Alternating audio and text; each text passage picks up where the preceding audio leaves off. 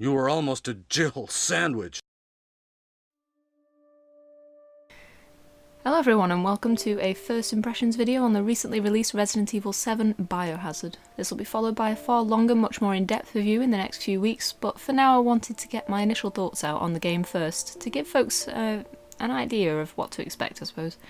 I'd like to preface this video with a few brief notes that I think deserve mentioning for full disclosure. First, beyond playing the demo, I knew nothing about this game, I watched no trailers and read no articles.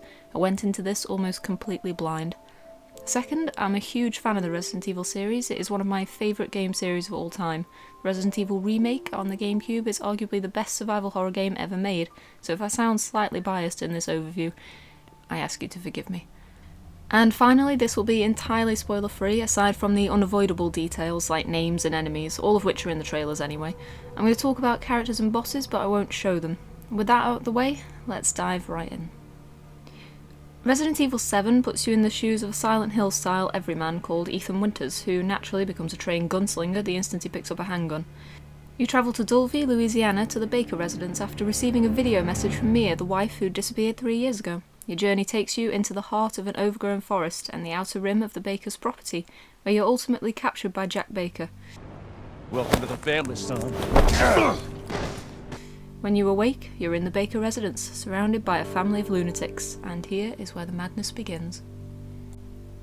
As one particularly industrious Redditor pointed out, this is the first game since the original that is quite literally about evil in a residence, and it is all the better for it. The Baker residence is very reminiscent of the original mansion. Although considerably smaller, it is filled with shortcuts, nooks and crannies to help you evade your captors. The tight, complex design encourages you to memorise the map, finding the shortest and most convenient methods of escaping death. Having said that, there are certain areas that seem to be out of bounds to particular enemies. The best example I can give without spoiling too much is that enemies won't follow you out of the basement. To be fair, this is totally understandable. Outlast, for example, spends far too much time chasing you around, and it quickly becomes frustrating rather than challenging. Resi 7 knows what to do with its downtime, giving you plentiful chances to soak in the scenery and enjoy the atmosphere. This isn't always the case. From time to time the game throws far too many enemies at you and running isn't feasible, or is at times just impossible. If you get cornered, that's it. You may as well put the controller down.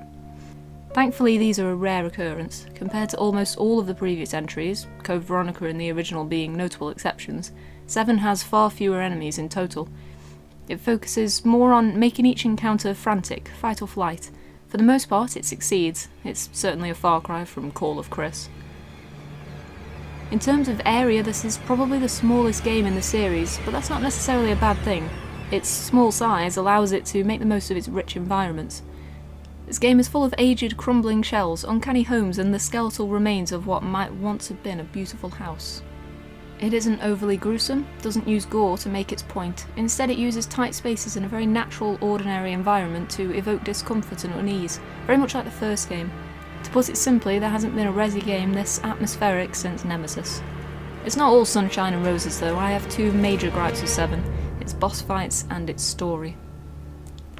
I'd argue that boss fights have never really been the series' forte anyway. With the exception of a scant few, all of the bosses in pretty much all of the games have been either frustrating, boring, or needless.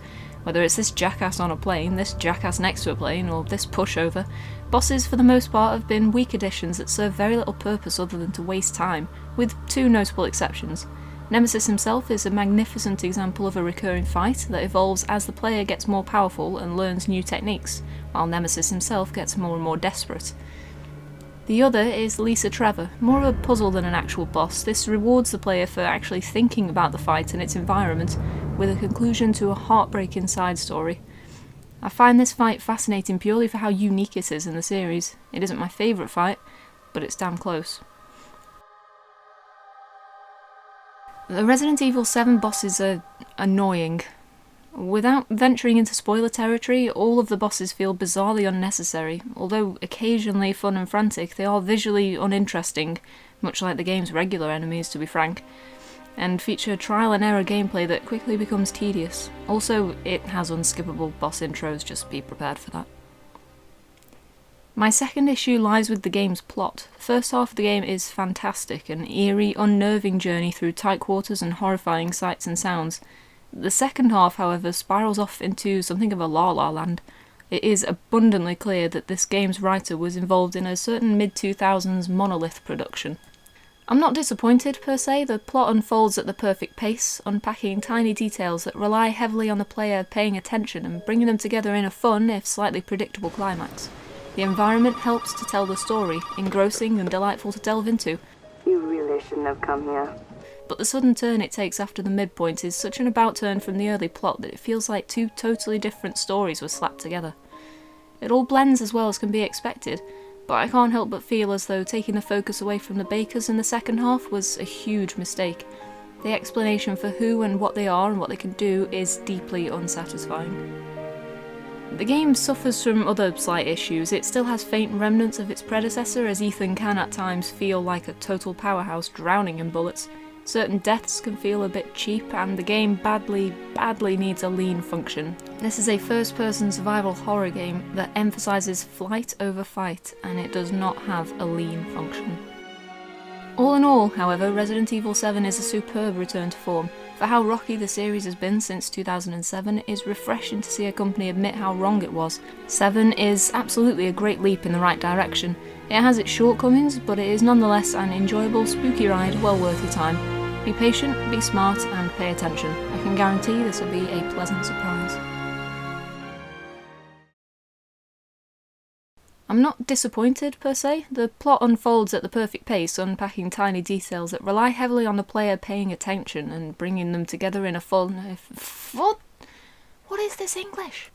Aged, crumbling shells, uncanny homes, and the scare...